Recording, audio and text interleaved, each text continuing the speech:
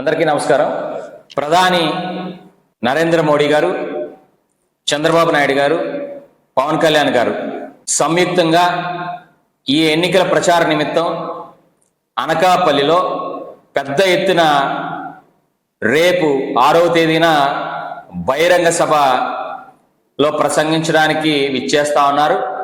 మరి ఎన్నికల సందర్భంలో తెలుగుదేశం పార్టీ, భారతీయ జనతా పార్టీ, జనసేన పార్టీలు సంయుక్తంగా చేస్తున్నటువంటి ప్రచారంలో భాగంగా ఇక్కడ అనకాపల్లి పార్లమెంట్ అభ్యర్థిగా సీఎం రమేష్ గారు పోటీ చేస్తున్నటువంటి తరుణంలో మరి ఆయన సీఎం రమేష్ గారి అభ్యర్థిత్వాన్ని బలపరచడానికి, అదేవిధంగా ఈ అనకాపల్లి పార్లమెంటు నియోజకవర్గ పరిధిలో ఉండేటువంటి 7 నియోజకవర్గాలు అనకాపల్లి, చోడవరం, యలమంచిలి, నర్సీపట్నం, పైకరాపేట, అలాగే పెందుర్తి, మాడుగుల నియోజకవర్గాల్లో ఉండేటువంటి అసెంబ్లీ అభ్యర్థిత్వాన్ని కూడా మద్దతు ఇవ్వడానికి మరి స్వయాన భారతదేశ ప్రధానమంత్రి నరేంద్ర మోడీ గారు అనకాపల్లి రావడం అనేటువంటిది ఒక అదృష్టం.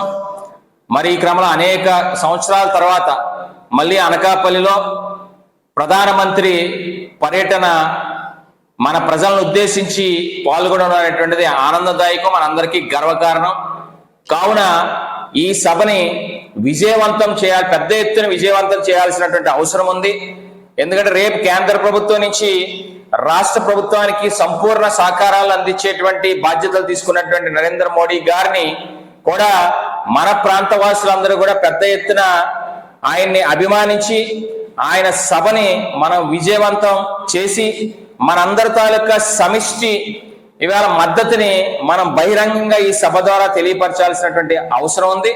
కావున రేపు 6వ తారీఖున అనకాపల్లిలో కసింకోట మండలంలో తాళపాలెం జంక్షన్ కి అతి చేరువలో హైవే మీదే అక్కడ ఉగ్గినపాలెం గ్రామంలో ఈ సభని నిర్వహించడం జరుగుతూ ఉంది.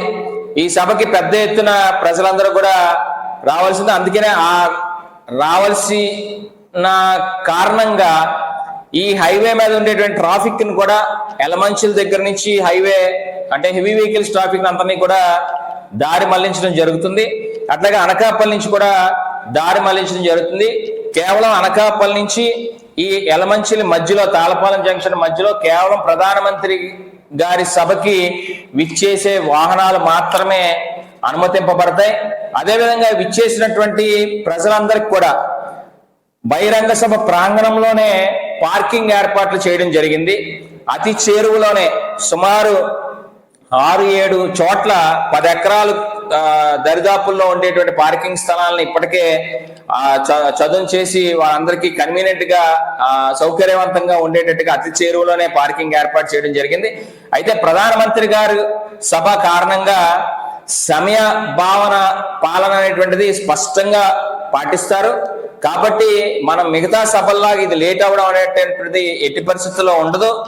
4:30 గంటల కల్లా ప్రధానమంత్రి గారు అక్కడ సభలో అక్కడ ల్యాండ్ అవడం జరుగుతుంది. హెలిప్యాడ్ల నిర్మాణం కూడా అక్కడే చేస్తున్నారు.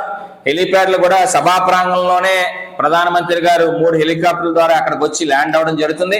అలాగే చంద్రబాబు నాయుడు గారు, పవన్ కళ్యాణ్ గారు కూడా హెలికాప్టర్ల ద్వారానే ఆ ప్రాంగణంలోనే అక్కడే ల్యాండ్ అయ్యి ఆ సభా వేదికని మీద అందరి ప్రజలను ఉద్దేశించి మాట్లాడడం జరుగుతుంది. కావున ప్రజలందరూ, మన ప్రాంత వాసులందరూ కూడా, ముఖ్యంగా అనకాపల్లి పార్లమెంట్ పరిధిలో ఉండేటువంటి ప్రజలు, తెలుగుదేశం పార్టీ అభిమానులు, అదేవిధంగా జనసేన పార్టీ అభిమానులు, భారతీయ జనతా పార్టీ అభిమానులు అందరూ కూడా పెద్ద ఎత్తున ఈ సభా వేదిక మీద వద్దకు రేపు సాయంత్రం 3:30 గంటల కల్లా అక్కడ కూర్చునేటట్టుగా రావాలి. అంటే సుమారుగా 2 గంటలకే మనం బయలుదేరాల్సి ఉంది. గ్రామాల్లో కానీ మన ప్రాంతాల నుంచి కానీ అక్కడ సభా వేదిక వద్ద కూడా ఎండ తాకిడి లేకుండా, ఆ ప్రభావం పడకుండా మరి పూర్తి ఎత్తున పైన టెంట్ల రూపంలో కూడా జర్మన్ షెడ్స్ రూపంలో అక్కడ ఈ పాటికే నియమించడం జరిగింది. కాబట్టి ప్రజలందరూ కూడా కూర్చొని, అందరికీ కుర్చీలు కూడా ఏర్పాటు చేయడం జరిగింది. కాబట్టి ప్రజలందరూ సౌకర్యంగా అక్కడ కూర్చొని ప్రధానమంత్రి గారు అలాగే చంద్రబాబు నాయుడు గారు అట్లాగే పవన్ కళ్యాణ్ గారి ప్రసంగాల్ని కూర్చొని వినే విధంగా అక్కడ సౌకర్యవంతంగా ఏర్పాట్లు చేయబడ్డాయి. పూర్తి ఎత్తున ఎటువంటి అసౌకర్యాలు కూడా ప్రజలకు ఎటువంటి అసౌకర్యాలు జరగకుండా పూర్తి స్థాయిలో అక్కడ మన పార్లమెంట్ అభ్యర్థి సీఎం రమేష్ గారు సంపూర్ణ ఏర్పాట్లు చేస్తున్నారు.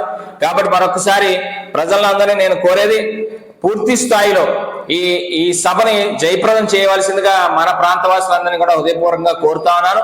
అలాగే భద్రతా కారణాల దృష్ట్యా దయచేసి ఎవరు ఇక్కడ సభకు వచ్చేటువంటి ప్రజలందరూ కూడా హ్యాండ్ బ్యాగులు కానీ వారి తాలూకా పర్సులు కానీ దయచేసి తీసుకురామాకండి. ఎందుకంటే భద్రతా కారణాల వల్ల అక్కడ ఎస్పీజీ స్పెషల్ ప్రొటెక్షన్ గ్రూప్ వారు కొన్ని కఠిన భద్రతా చర్యలు తీసుకుంటారు. అందులో భాగంగా ఏ వస్తువుల్ని కూడా లోపలికి రానివ్వరు. కాబట్టి ప్రజలందరూ కూడా దయచేసి మరొకసారి స్వచ్ఛందంగా ప్రధానమంత్రి గారి సభకు ఈ ఉమ్మడి Bharatiya Janata party, Janasena party, Telugudesam party ఉమ్మడి అభ్యర్థుల్ని మనం గెలిపించే విధంగా ఇవాళ మద్దతు తెలియచేర్చే విధంగా ఈ సభని ఈ సౌత్ ఇండియాలోనే అతిపెద్ద సభగా మనందరం కూడా తప్పకుండా మనం విజయవంతం చేసి మన తాలూకా సంఘీభావాన్ని తెలియజేయాలని అందరినీ